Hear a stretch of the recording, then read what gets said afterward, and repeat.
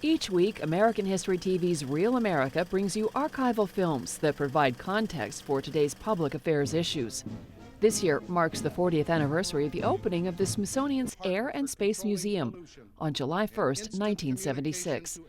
Leading up to the July 1st anniversary celebration, Real America will be showing a series of NASA films. In less than 5 years, an astronaut will be stepping out on the moon to conduct man's first real exploration of our oldest satellite. It will have been a long voyage, carrying him far from his native land, planet Earth, into a strange and airless world. To survive, he must carry with him a bit of his familiar environment. In order to determine how much effort is associated with working on the lunar surface, we must somehow simulate the lunar gravity. The lunar gravity being approximately 1/6 that of the the Earth. And this is the Langley simulator, where a large pendulum, a very long pendulum, is attached to the man sideways, who attempts to walk as though he were walking along the side of a building. He's held by 6 or 8 tethers from various points of articulation on his body. In this manner, we can vary the point or pivot of the pendulum so as to simulate, again, 1/6 on his boot soles.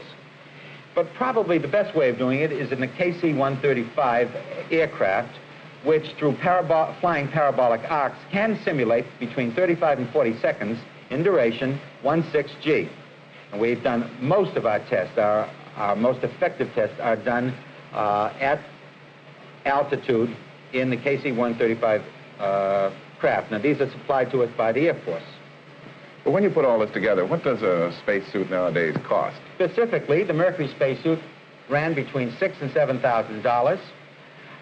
The Gemini spacecraft spacesuit will run ultimately approximately $35,000, and the Apollo suit, when it is complete on a unit basis, will run somewhere around $150,000, including the portable life support system.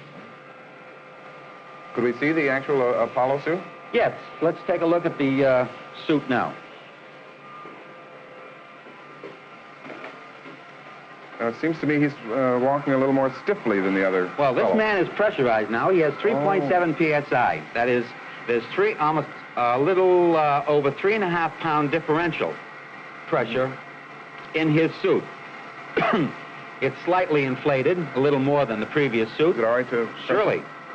But you can see that there is a considerable pressure associated with this mode of operation.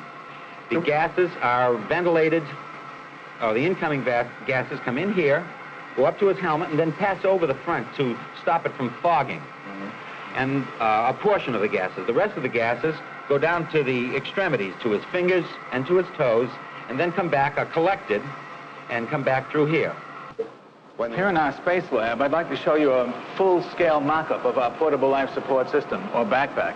This, when used in conjunction with a pressure garment or spacesuit, gives a man all the required essentials for life support. As a matter of fact, it has everything that a spacecraft would have, with the exception of a propulsion system. You don't have any rockets? No, we use our legs for the propulsion. When a man wants to put this on in the vehicle, he disconnects the oxygen supply that goes to the suit, that's going and coming from the suit. He disconnects the water that goes to the liquid-cooled garment and back, and this is an emergency oxygen system that goes into the helmet, and then an electrical umbilical. And then to put on this backpack, he faces it in this fashion, turns around with the pressure suit on, and then connects these all to the proper connectors on the suit. And this just has a harness that fits over his shoulders? It just puts on a harness. It weighs about 65 Earth pounds. That's pretty heavy. But on the moon, it's only about 11, 12 pounds. All right, because of the reduced gravity. Right. Now, as a life support system, it contains all the basic ingredients for life support.